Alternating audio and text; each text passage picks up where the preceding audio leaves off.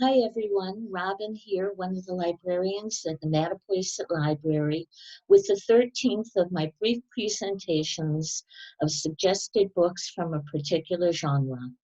This week I'm reviewing books in the romance genre. There are actually many subgenres in this group, such as historical, Regency, contemporary, medieval, multicultural, paranormal, of course, the prevalent dukes, and even men in kilts.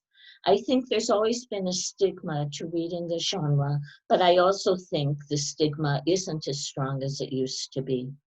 According to Romance Writers of America, a nonprofit trade association, there are two basic elements in every romance novel: a central love story and an emotionally satisfying and optimistic ending.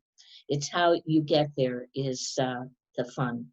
Today, I'll be briefly reviewing 3 Regency romances and 3 contemporary romances.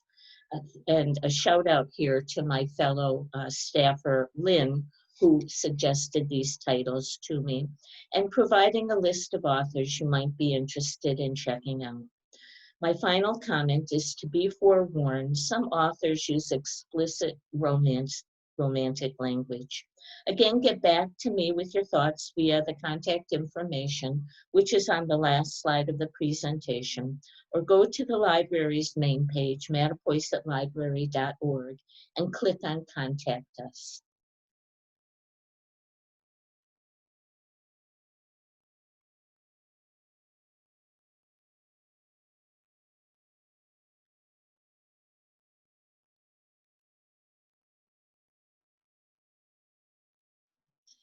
My first title is Frederica by Georgette.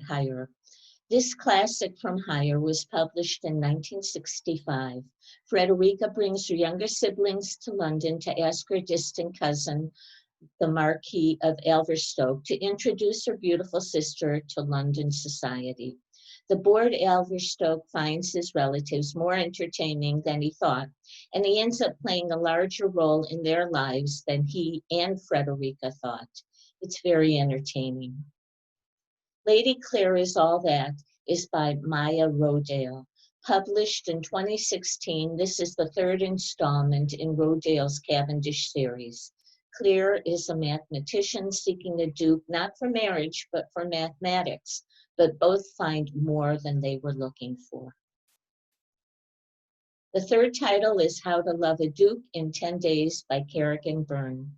Published in 2019, this is the first in the Devil You Know series. Independent Lady Lane is being blackmailed for a hidden past.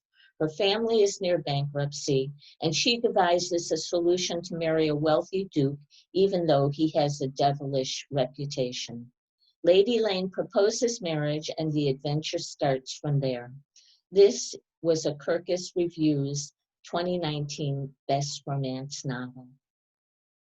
The next title is The Bromance Book Club by Lissa K. Adams. Published in 2019, this contemporary novel is the story of a professional baseball player, Gavin, and his wife who are having marital problems. Gavin ends up joining a secret romance book club made up of alpha men where he's coached on saving his marriage. The Flat Share is by Beth O'Leary. This 2019 quirky novel finds Tiffy needing a place to live after a bad breakup.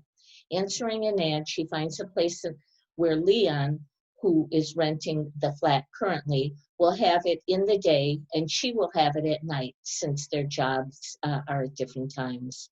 They communicate via notes and friendship soon turns into something more. Author O'Leary alternates between both of their points of view in this sweet romance. The final book today is The Wedding Date by Jasmine Guillory.